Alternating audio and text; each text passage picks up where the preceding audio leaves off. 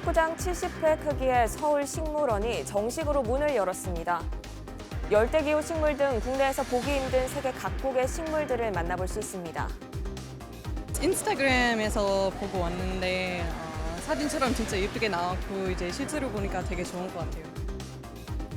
서울시가 2022년까지 400개 거점형 시간 연장 어린이집을 운영하기로 했는데요. 어떻게 이용할 수 있는지 시범 운영 계획을 살펴봤습니다. 쇼핑 쿠폰 적립을 미끼로 회원을 모집해 수천억 원을 챙긴 일당이 경찰에 붙잡혔습니다.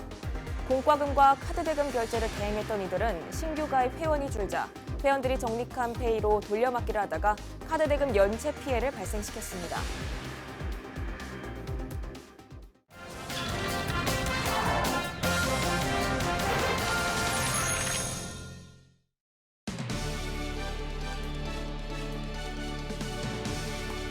여러분 안녕하십니까? 헬로티비 뉴스 은경입니다. 서울과 경기를 중심으로 A형 간염 환자가 빠르게 늘면서 전국 보건당국에 비상이 걸렸습니다. 예방 접종비가 꽤 부담스러운 수준인데도 치료제가 없다 보니 미리 백신을 맞으려는 시민들이 줄을 잇고 있습니다. 김선경 기자입니다. 올해 병원을 찾은 전국 A형 감염 환자 수는 모두 3,900여 명. 전년보다 3배 넘게 늘었습니다. 아직 치료약은 없지만 6개월 간격으로 백신을 2번 맞으면 대부분 예방이 가능합니다. 문제는 비싼 접종비. A형 감염이 국가 필수 접종이 아닌데다 백신이 워낙 고가다 보니 접종을 해주는 보건소는 찾아보기 힘듭니다. A형은 좀 약값도 비싸고 아직까지 이게 보통 전염 금병 1군이지만 지자체에서 예산을 확보를 해서 하고 이런 이제 그것까지는 일반 병원이나 검진센터의 접종비는 5만 원대에서 10만 원대까지 천차만별. 가격은 부담스럽지만 혹시나 하는 마음에 백신을 찾는 발길은 끊이지 않고 있습니다. 요즘에 A형 간염이 많이 유행하고 있어서 SNS상에서도 많이 화제가 되고 있기 때문에 불안해서 예방접종으로 미리. 특히 접종 의무 세대가 아닌 30대와 40대는 항체가 없는 경우가 많아 예방접종이 꼭 필요하다고 전문가들은 조언합니다. 보통 6세 미만에서는 70% 정도는 무증상으로 지나가는 경우가 많습니다. 나이가 증가할수록 증상도 더 심해지고 간 부전으로까지 가는 경우가 있기 때문에 특히 70년대, 80년대 태어나시는 분들은 면역 항체 보유율이 굉장히 낮기 때문에 예방접종을 하시는 거예요. 감기 몸살인 듯 조용히 찾아오는 A형 감염. 때 아닌 전염병 확산에 전국이 바짝 긴장하고 있습니다. 헬로티비 뉴스 김성경입니다. 지난해 10월 임시 개방을 한 서울식물원이 오늘 본격적으로 문을 열었습니다. 임시 개방 중 250만 명이 다녀갈 정도로 인기가 높았는데요. 정식 개원 첫날 현장을 다녀왔습니다. 공원과 식물원이 결합된 서울식물원은 국내 최초의 공원 속 식물원, 보타닉 공원입니다. 식물 연구와 보전이 목적인 일반 식물원과 달리 이곳은 생활 속에서 식물을 다양하게 경험할 수 있도록 한 것이 특징입니다. 총 면적은 축구장 70배 크기에 달하는 50만 4천 제곱미터. 주제원, 열린숲, 호수원, 습지원 4개 공간으로 나뉩니다. 온실이 있는 주제원은 임시 개방 기간 동안 가장 인기가 많았는데 이 공간만 식물원이고 나머지 3개 공간은 공원입니다. 마무리 조성 작업으로 이용할 수 없었던 습지원과 내부 보완으로 최근 2달간 입장이 제한됐던 온실은 정식 개장으로 모습을 드러냈습니다. 아파트 8층 높이의 실내 공간으로 아프리카에서 볼 수 있는 바오밥 나무를 비롯해 세계 12개 도시의 식물을 전시한 콘셉트에 맞게 국내에서 보기 힘든 식물이 즐비합니다. 관람객들은 눈으로 한 번, 카메라로 다시 한 번 담습니다. SNS, 인스타그램에서 보고 왔는데 사진처럼 진짜 예쁘게 나왔고 이제 실제로 보니까 되게 좋은 것 같아요. 서울에 이런 게 있어서 좋은데 부천에도 이런 게 생겼으면 좋겠어요. 온실을 포함한 주제원은 희귀종이나 수입종이 식재돼 전문 인력이 특별 관리하고 있어 어른 기준 5,000원의 입장료를 내야 합니다. 그 외 공간은 모두 무료이며 연중 24시간 이용할 수 있습니다. 오는 11일에는 정식 개원을 축하하기 위한 다양한 행사도 열립니다. TBS 류밀희입니다. 서울시가 맞벌이 부부나 밤늦게까지 일하는 학부모들을 위한 거점형 시간 연장 어린이집을 확대하기로 했습니다. 은평구가 시범 운영 대상지로 선정됐는데요. 시간 연장 어린이집이 무엇이고 어떻게 이용하는지 자세한 내용 살펴보겠습니다. 은평구청 보육지원과 최유진 주무관님 전화 연결돼 있습니다. 안녕하세요. 네, 안녕하세요. 네, 앞서 짧게 설명을 하긴 했지만 이 거점형 시간 연장 어린이집 어떤 것인지부터 좀 간략히 설명을 부탁드리겠습니다. 네, 어린이집이나 유치원에 다니는 만 0세에서 5세 영유아들을 대상으로 시간 연장 서비스가 필요한 아동을 거점형 시간 연장 어린이집으로 모아서 체계적인 프로그램을 제공하게 되는데요. 야간 돌봄이 필요한 영유아들을 전담 보육교사가 함께 돌보기 때문에 맞벌이 가구나 야간 근로자 같이 야간 보육이 필요한 가정에서 안심하고 아이를 맡길 수 있습니다. 네, 그러면 은평구 내 몇 곳 정도가 선정이 됐나요? 권역별로 접근성이 용이한 6곳이 새로 지정되었는데요. 새로 지정된 6곳과 기존에 운영 중이던 한 곳을 포함해서 은평구 내에 총 7개의 거점형 시간 연장 어린이집에서 시간 연장 보육 서비스를 실시하게 됩니다. 네, 그렇다면 이 시간 연장 어린이집을 이제 이용하려면 어떻게 해야 될까요? 이용을 원하는 부모님께서 서울시 보육포털 서비스에서 회원 가입을 한 후 먼저 아동 등록을 하셔야 됩니다. 네. 아동 등록을 한 경우 이용을 원하는 날 한 달 전부터 원하는 거점형 시간 연장 어린이집을 선택해서 보육 서비스 신청이 가능하고요. 당일 오후 1시까지는 반드시 신청하셔야 됩니다. 유치원생은 홈페이지 신청 없이 거점형 시간 연장 어린이집에 별도 문의하시면 되고요. 거점형 시간 연장 서비스를 신청하시면 5월부터 바로 이용이 가능합니다. 평소 다니고 있는 어린이집이 있을 경우에도 이용 신청이 가능한데요. 이용 신청을 하시면 오후 5시 이후 주간 이용 보육교사나 거점형 시간 연장 어린이집의 보육도우미가 아이를 인솔해서 거점형 시간 연장 어린이집으로 이동하게 됩니다. 네, 현재는 시범 운영 단계인데 이제 앞으로도 더 많이 생기게 될까요? 시범 운영 후에 하반기에 서울시에서는 서울시 내 거점형 시간 연장 어린이집을 50개소로 확대 운영할 계획이라고 합니다. 네. 거점형 시간 연장 어린이집에 대해 자세한 사항은 서울시 보육포털 서비스 홈페이지와 서울시 다산 콘설타를 통해 확인하실 수 있습니다. 네, 여기까지 듣겠습니다. 오늘 말씀 고맙습니다. 네, 감사합니다.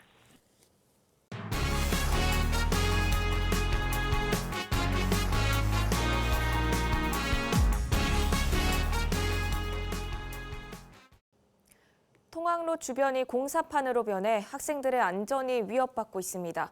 공사 차량이 통학로로 지나다녀 학부모들은 불안을 호소합니다. 심다혜 기자입니다. 신정동의 한 초등학교 앞. 학교에서 100m 남짓 떨어진 곳에서는 재개발 철거 공사가 한창 진행 중입니다. 아침 등교 시간이 되자 학생들이 학교로 발걸음을 조심조심 옮깁니다. 부모의 손을 꼭 잡고 등교하는 학생들이 대부분입니다. 학부모들은 안전사고를 우려하며 아이를 학교에 보낼 때 늘 불안하다고 호소합니다. 통학로가 하나밖에 없거든요. 학교 바로 밑에 비탈길이고 상당히 위험한 길인데 그쪽으로 덤프트럭이 진출입을 하고 있어요. 학부모들이 계속 나가야 좀 신경 쓰는 듯한데 그 신경도 제대로 쓰는지는 모르겠고. 철거 공사가 시작되면서 학부모들은 공사장 옆 차도에 보행자 도로를 확보할 것을 요구했습니다. 뒤늦게 차도 일부에 보행자 도로라는 표시도 생겼지만 보도와 차도를 구분하는 펜스도 따로 없어 있으나 마나한 상황입니다.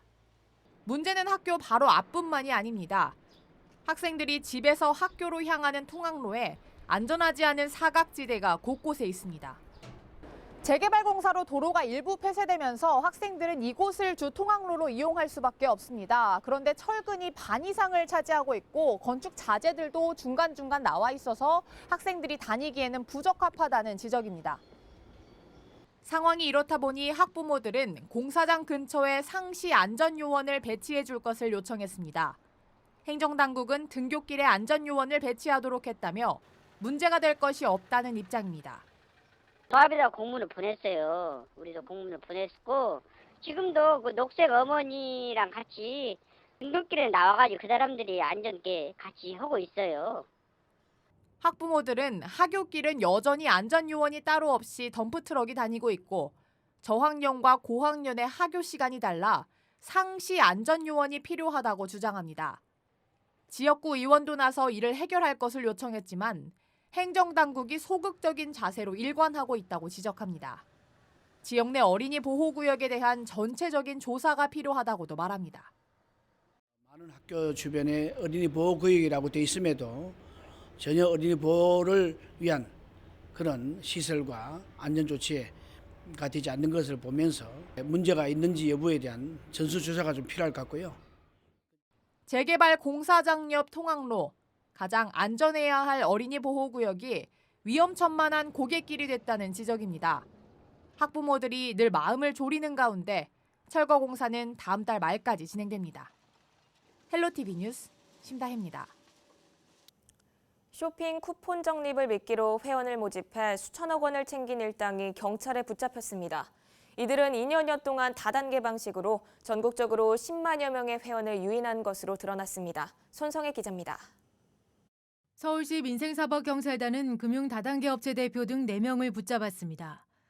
이들은 다단계 방식으로 회원을 유인해 3,200억여 원을 챙긴 혐의입니다. 이 중 주범 1명은 구속했습니다. 경찰 조사 결과 이들은 공과금이나 카드 대금 결제 대행업체로 등록해 전국 32개 지점을 통해 회원을 모집한 것으로 드러났습니다.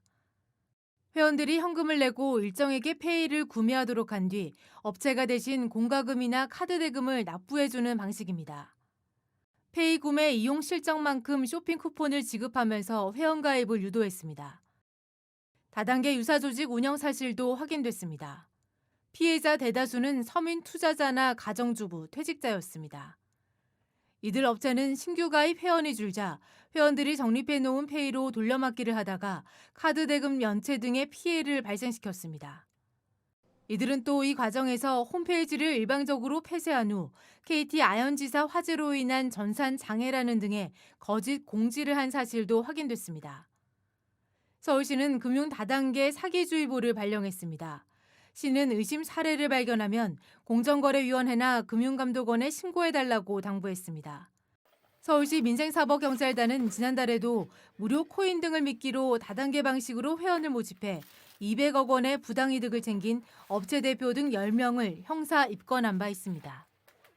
헬로티비 뉴스 손성혜입니다.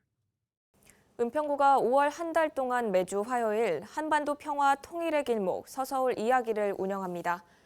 서서울은 은평구와 서대문, 마포 지역인데요. 조선시대부터 서울의 관문 역할을 맡았으며 특히 최근에는 통일의 관문으로 주목받고 있습니다. 서서울 이야기는 내가 살고 있는 동네 역사에 관심이 있는 주민이면 누구나 참여할 수 있습니다. 조선시대의 서서울 이야기, 은평군의 답사 등을 주제로 은평구 평생학습관에서 진행됩니다. 은평구는 이론 수업과 함께 역사 속 상징적 의미를 담은 장소를 방문해 지역 문화유산에 대한 관심을 높일 계획입니다. 불광 1치안센터의 우리 동네 치안공간 마당이 문을 열었습니다. 은평경찰서는 청소년 경찰학교만 운영해온 우리 동네 치안공간 마당을 확대한다고 밝혔습니다. 우리 동네 치안 공간 마당에서는 지역 주민을 대상으로 가정폭력이나 보이스피싱, 노인 대상 범죄 예방 등 통합 범죄 예방 교육을 진행합니다. 은평경찰서는 또 아동보호 전문기관과 업무 협약을 맺고 아동 대상 범죄 피해자 보호 지원을 위한 협업 체계를 구축하기로 했습니다. 서울 혁신파크 입주단체와 은평 지역 주민이 함께하는 작은 결혼식이 지난 27일 녹번동 혁신파크에서 열렸습니다. 이번 행사는 서울혁신센터 입주단체와 은평 지역시민단체 간 지역협력사업으로 진행됐습니다. 첫 지역협력사업으로 마련된 작은 결혼식은 예식장 대신 지역 내 공간을 활용하는 등 적은 비용으로 결혼식을 치르는 겁니다. 은평협동조합 청천과 은평구는 이번 결혼식을 시작으로 은평형 작은 결혼식을 확대한다는 계획입니다. 이번 달부터 전국 편의점에서도 제로페이로 결제할 수 있습니다. 제로페이로 결제가 가능한 편의점은 세븐일레븐, GS25, 미니스톱 등 국내 5대 편의점 전국 4만 3천여 개 매장입니다. 결제 방식으로 소비자 QR 방식이 새로 도입됐습니다.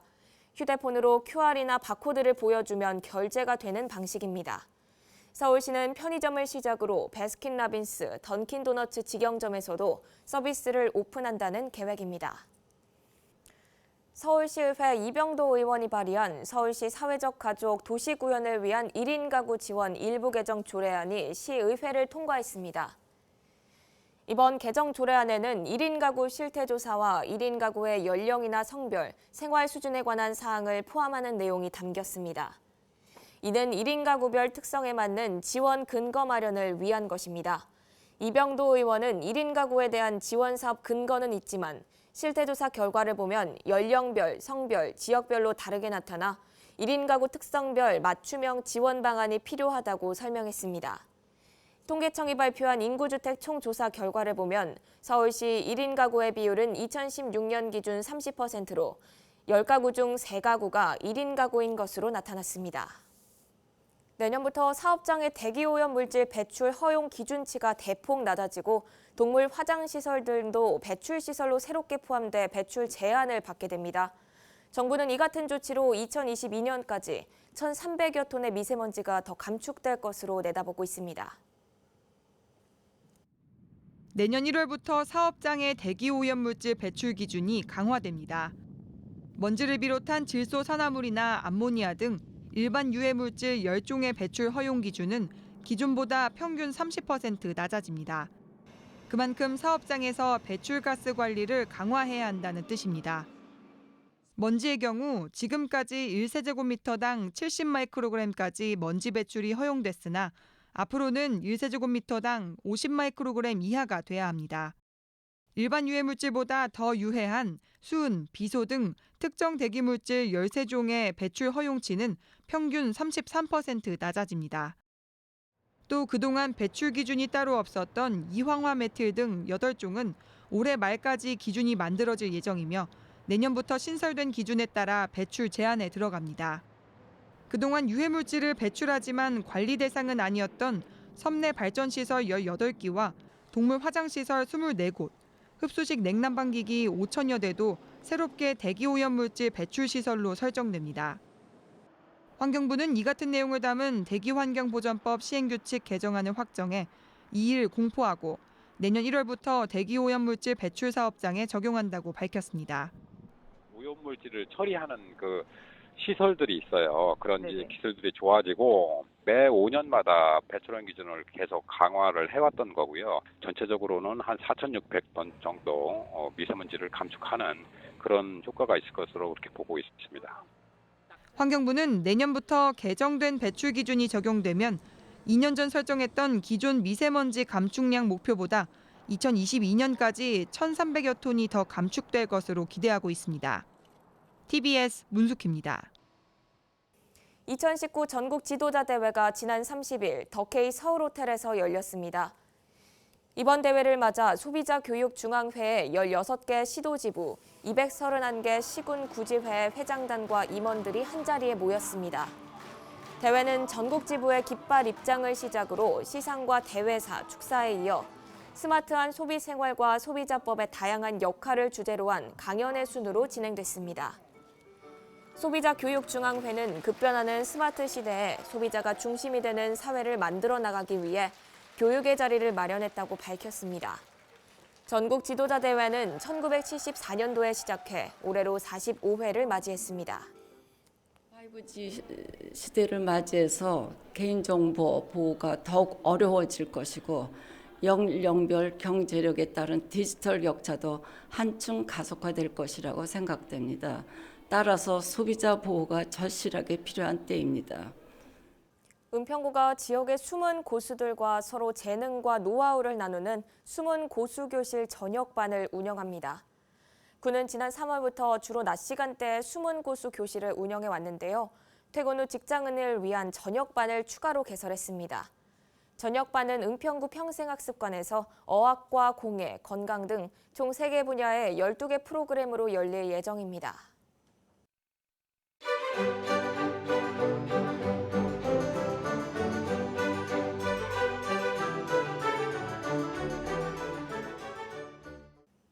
이상으로 뉴스를 마칩니다. 저희는 언제나 지역 주민 여러분 곁에 있겠습니다. 함께해 주신 여러분 고맙습니다.